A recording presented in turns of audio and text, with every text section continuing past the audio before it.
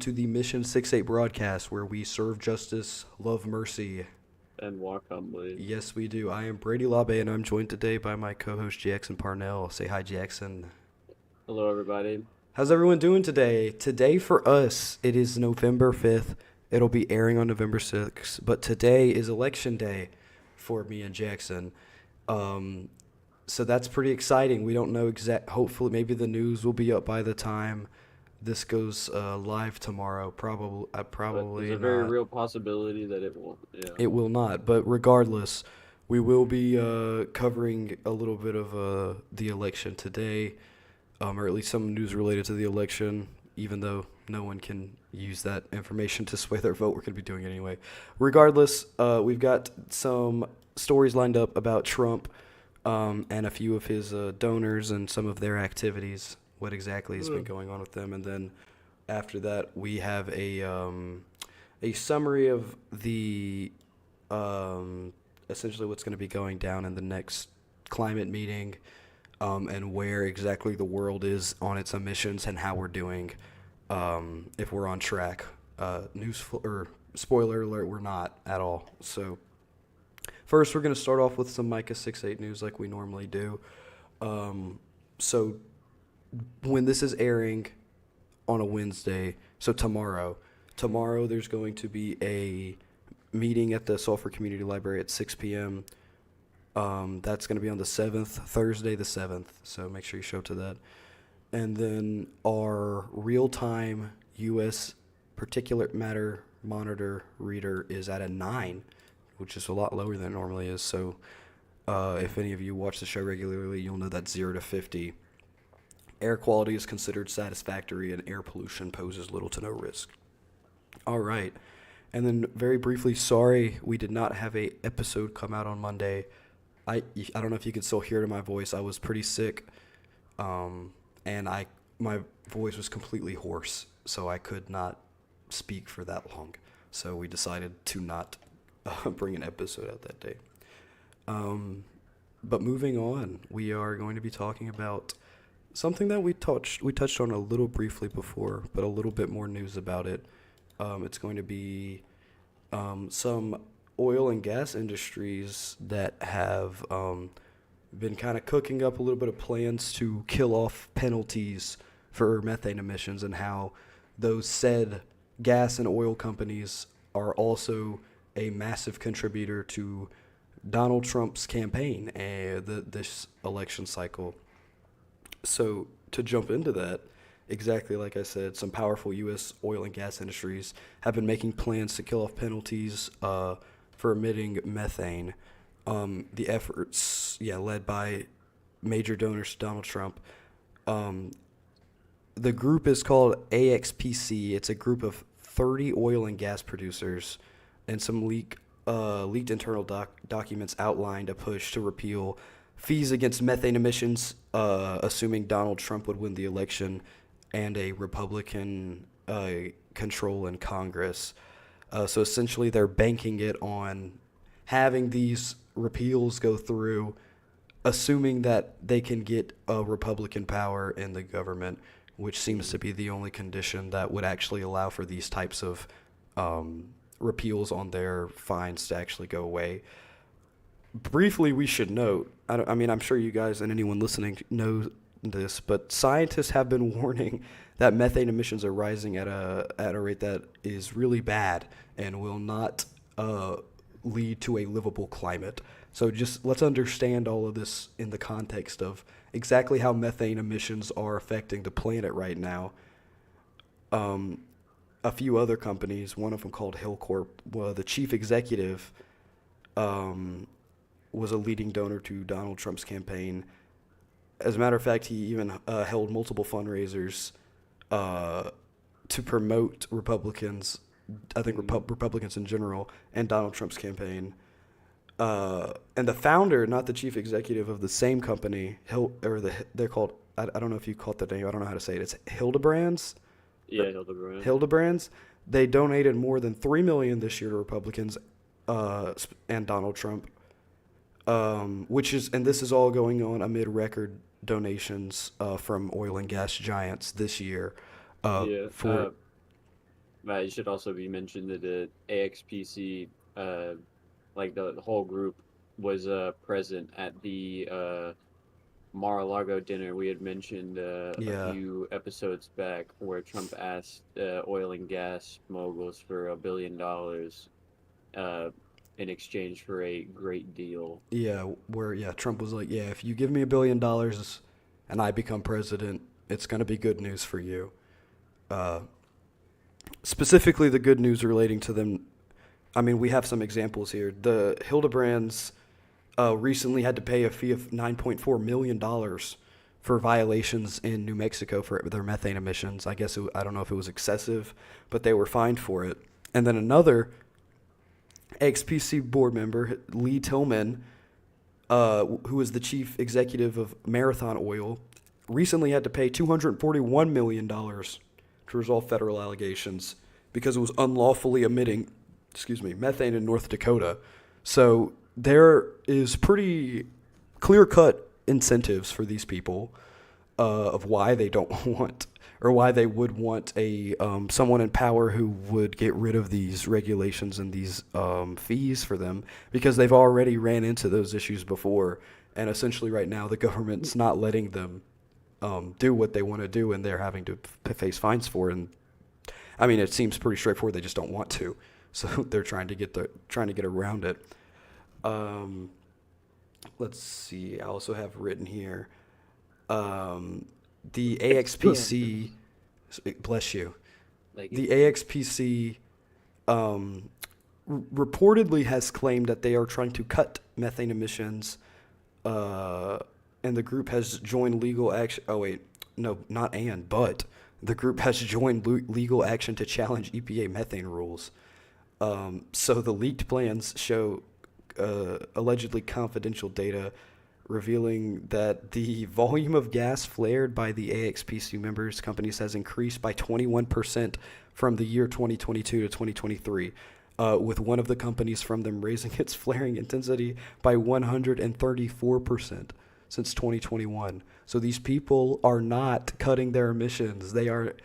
Not only are they actively trying to get some regulations appealed or repealed to not have to pay fines on going over their limit, they also have on record been increasing by alarming rates.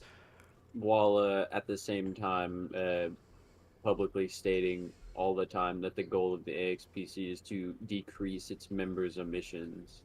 So that is just like, by their own metrics, flagrant lying, like a complete falsehood that they have zero interest in decreasing the emissions of the industry they profit from. Yeah, Like, let's or be they really real. suck at it.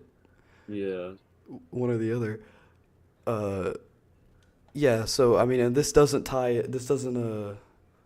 This goes along with our next story because it also shows about how none of us are actually cutting the emissions that we want.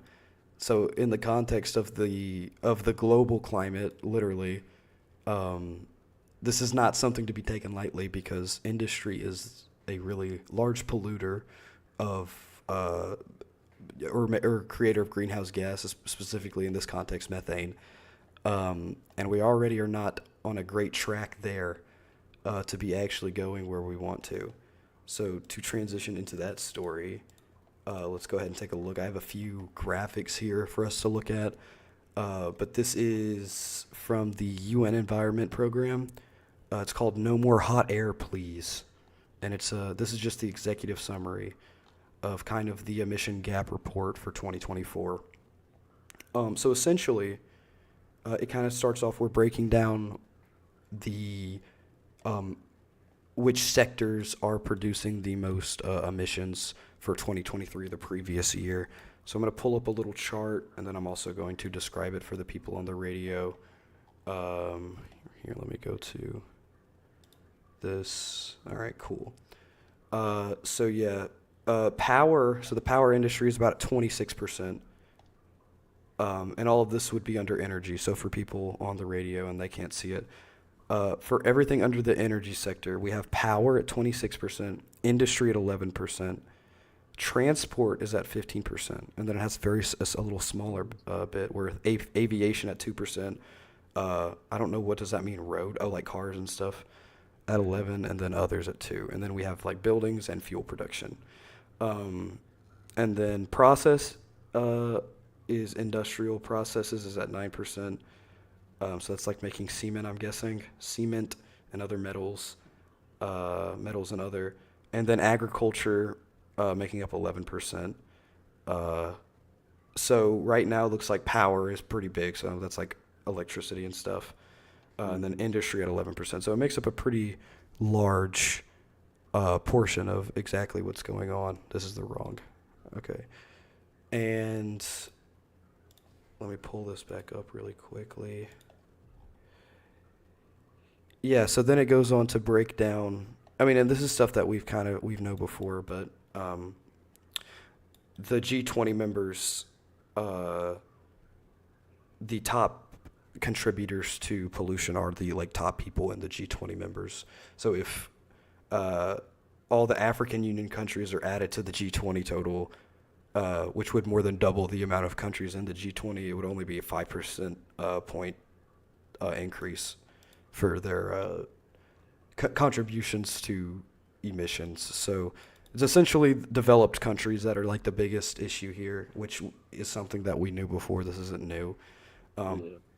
but we have a graphic on this too, so we can really look at exactly who's doing what. So for the radio people, we've got China at the top, pretty drastically so, it looks like. So that's Mhm. carbon dioxide at 16,000, and they have gone up 5% since last year.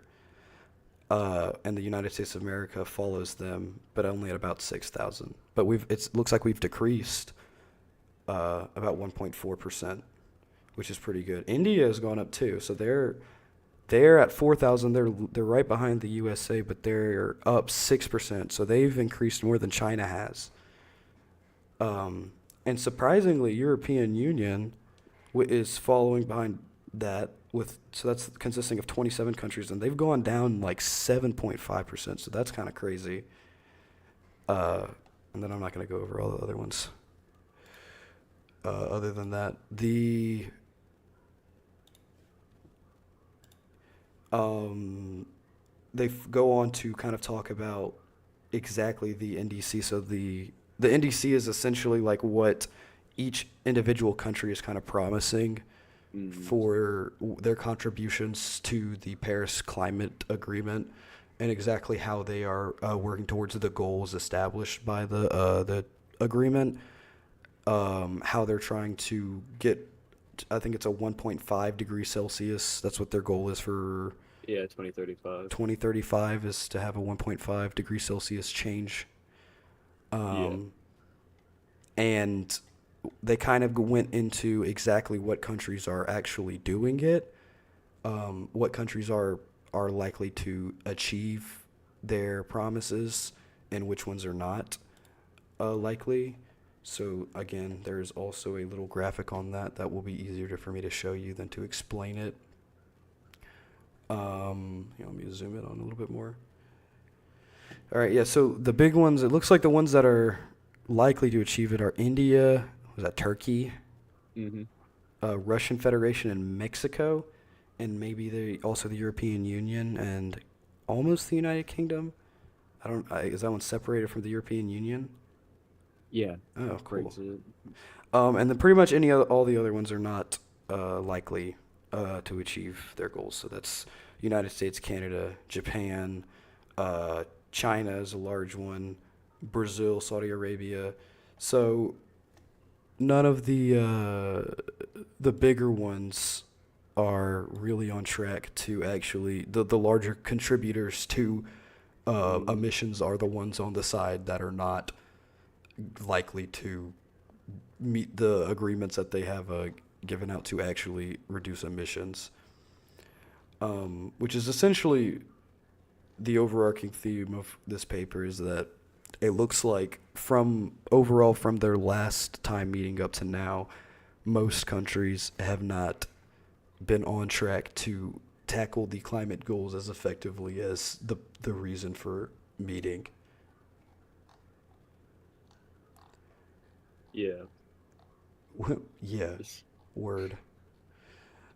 it's just um I mean, with certain countries it's understandable that their emissions are high, given that they're still going through the Yeah, process of industrializing. industrialization. Yeah. Is But China still with industrialized?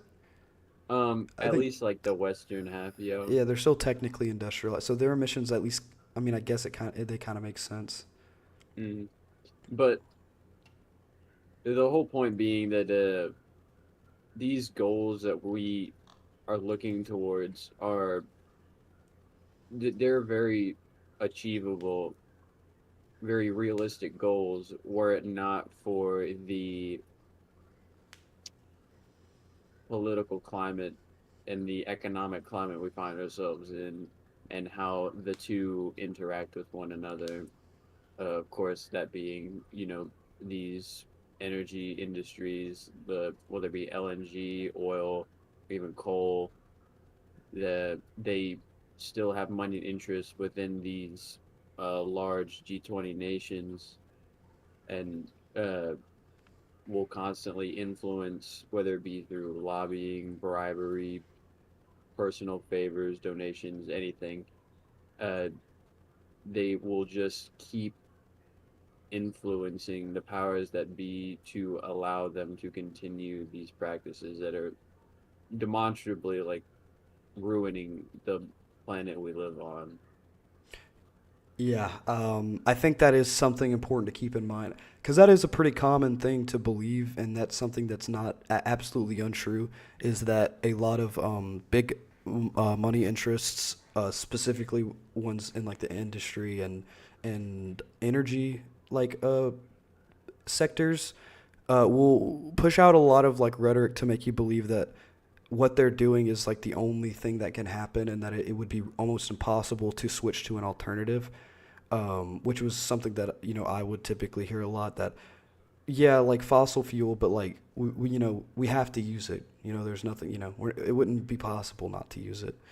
And these types of ideas are fabricated, of course, because the industry is not going to willingly step down from, I guess, power, or in a sense, Mm, profit, making record profits. They are not, the people at the top of these industries are not willingly going to cut their profits down with zero incentive, because it's just the way that, unfortunately, they work. Um, but it is important, like Jackson said, it is important to recognize and to spread the fact that these goals are completely achievable. They are not by any means absurd. Maybe they are absurd in the context of expecting industry to yeah, step that's what I down. was getting at. Yeah, Yeah. but not absurd in if we were to put our resources into this Yeah, in a effectively. vacuum, these are These are extremely achievable like goals, achievable and goals. they are goals that are necessary because the consequences are brutal, are unbelievably brutal, Literally existential. existential consequences. So yeah, this is not a great report because it's showing that we're not really getting our act together.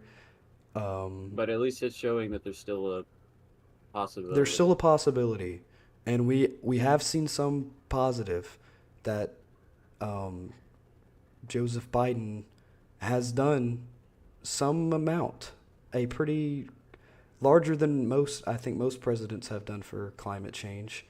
Mm. So we are at least in a less progressive country in comparison to the European, or less progressive in comparison to the European Union.